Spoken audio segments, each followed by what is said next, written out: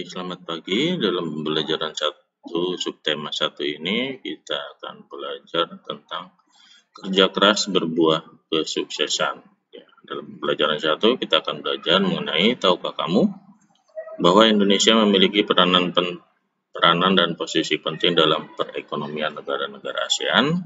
Mari kita pelajari.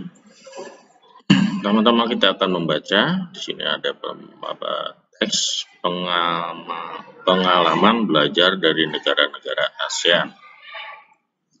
Nah, di sini ada bacaan, kalian bisa baca sendiri. Ada paragraf 1. Di sini hari ini merupakan hari yang penting bagi Udin, Edo, Beni, Siti, Dayulani, dan teman sekelasnya.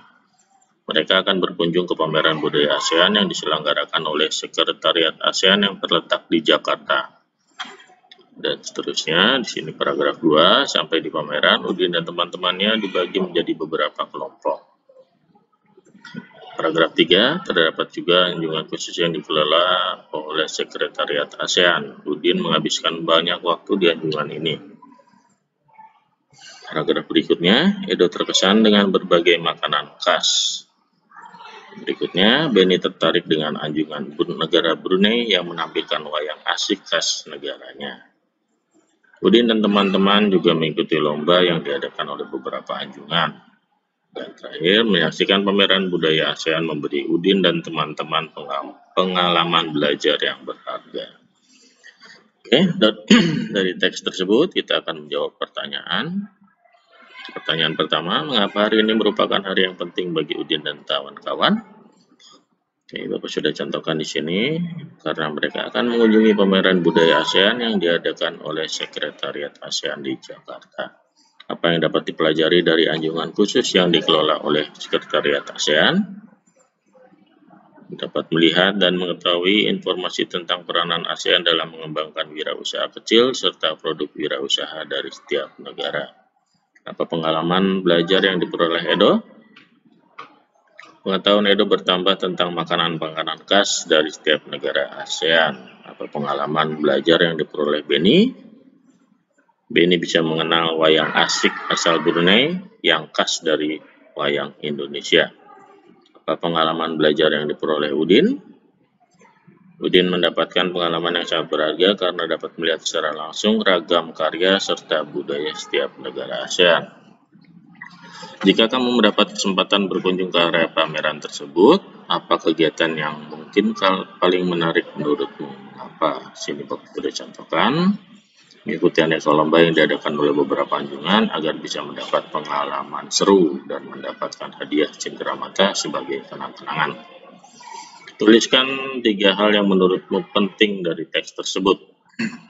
Oke, pertama, pentingnya kegiatan pameran khusus kawasan ASEAN untuk mempererat hubungan antar negara anggota, dapat mengetahui ciri khas karya dan budaya setiap negara ASEAN, dan menjadikan negara Brunei sebagai pelajaran bahwa kita juga harus melestarikan seni kita sendiri. Baik, selanjutnya, tahukah kamu bahwa banyak kerjasama yang dilakukan antar negara di lingkup ASEAN? Ayo kita pelajari lebih lanjut. Sekarang kita akan berdiskusi. Negara-negara yang tergabung dalam ASEAN mempunyai potensi masing-masing, mulai dari sumber daya alam hingga sumber daya manusianya. Bagaimana peranan dan posisi Indonesia dalam kancah perekonomian ASEAN? Bagaimana peranan dunia usaha? Nah, di bawahnya sudah ada seperti ini. Peran dan posisi Indonesia di bidang ekonomi dalam lingkup ASEAN. Yang pertama adalah ikut serta dalam MIE, Masyarakat Ekonomi ASEAN. Yang kedua, menjadi salah satu lumbung padi ASEAN. Yang berikutnya, ketiga, mendirikan ASEAN Aceh Fertilizer Project sebagai bentuk keikutsertaan kerjasama sektor industri. Dan terakhir, menjadi salah satu pelaku ekspor dan impor barang. Baik, selanjutnya kita akan mencoba. Dalam pameran negara-negara ASEAN terdapat cenderamata yang terbuat dari magnet yang bisa ditempel dan pada permukaan yang terbuat dari besi, misalnya pintu lemari es. Saya ingin mengetahui lebih lanjut tentang magnet. Nah, di sini sudah ada gambar, di buku paket kalian juga sudah ada gambar. Ini adalah bentuk-bentuk magnet yang biasa ada ya. Yang pertama adalah magnet batang berbentuk balok seperti itu, ada huruf U dan S, itu artinya adalah kutub utara dan kutub selatan. Kemudian yang kedua magnet silinder, berikutnya magnet jarum, dan magnet ladam, dan magnet lingkaran. Ya, seperti itu. Baik, pertanyaan berikut adalah apa yang kamu ketahui tentang magnet? Magnet adalah suatu benda yang dapat menarik benda logam di sekitarnya karena memiliki medan magnet. Setiap magnet pasti memiliki dua kutub, yaitu kutub selatan dan utara. Apa jenis-jenis magnet yang kamu ketahui? Magnet alami dan magnet buatan. Oke, apa arti simbol U dan S yang terdapat pada magnet? Simbol U artinya utara yang menunjukkan kutub utara magnet, sedangkan S adalah artinya selatan yang menunjukkan kutub selatan magnet. Oke, berikutnya jelaskan perbedaan bentuk masing-masing magnet. Nah, magnet batang tadi sudah Bapak contohkan ya, berbentuk balok. Magnet silinder berbentuk tabung, magnet jarum itu berbentuk jarum yang mengarah ke dua arah yang berlainan, biasanya ditemukan pada kompas. Magnet ladam berbentuk seperti huruf U dan magnet lingkaran berbentuk lingkaran. Tahukah kamu lebih dari 2000 tahun yang lalu orang Yunani yang hidup di Magnesia menemukan batu yang istimewa. Batu tersebut dapat menarik benda-benda yang mengandung logam. Ketika batu itu digantung, batu tersebut berputar. Salah satu ujungnya menuju ke arah utara. Karena batu ditemukan di Magnesia, orang Yunani menamainya magnetis litos. Orang Yunani tidak mengetahui lebih lanjut bagaimana sifat-sifatnya, namun mereka telah mengamati ciri-ciri bahan yang disebut magnet. Sini adalah kutub-kutub magnet, kalian bisa baca sendiri di buku paket kalian ya. Tadi sudah dijelaskan oleh Bapak. Kutub U itu adalah utara, kalau dalam bahasa Inggris itu north. Kemudian S itu selatan, bahasa Inggrisnya south, ya seperti itu. Berikutnya kita akan membaca, amati dan baca contoh-contoh formulir berikut. Formulir A, inilah formulir pendaftaran lomba cerdas cermat ASEAN. Ya. Kemudian yang formulir B, inilah formulir pendaftaran kegiatan ekstrakurikuler.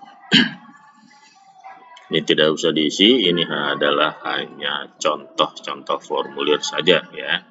Oke, berikutnya pertanyaannya adalah apa saja yang kamu temukan dalam kedua formulir tersebut. Oke, judul formulir, kolom pengisian identitas diri, kolom pengisian minat peserta, kolom untuk mencantumkan tanda tangan dan catatan tambahan. Apa perbedaan antara formulir A dan formulir B? Sedikit ya, tujuan formulirnya. Formulirnya itu untuk pendaftaran apa saja ya. Yang pertama tadi cerdas cermat ASEAN, yang kedua ekstrakurikuler. Apa tujuan dari formulir A? Untuk daftar menjadi lomba cerdas cermat ASEAN. Tadi sudah diterangkan. Formulir B tujuannya adalah untuk mendaftarkan diri mengikuti kegiatan ekstrakurikuler. Mengapa formulir itu kita butuhkan? Karena menjadi syarat untuk bisa mengikuti suatu kegiatan. Kapan kita mengisi formulir? Ketika akan mengikuti suatu kegiatan atau akan menjadi anggota suatu organisasi. Apa yang kamu simpulkan tentang formulir? Formulir menjadi syarat tertulis sebelum seseorang dapat mengikuti suatu kegiatan atau menjadi anggota suatu organisasi. Dengan formulir, suatu panitia atau organisasi dapat mengenal data diri seseorang dan menggali informasi lainnya. Baik, materi pembelajaran 1 cukup sekian. Semoga materi bermanfaat bagi kalian dan terima kasih. Selamat pagi.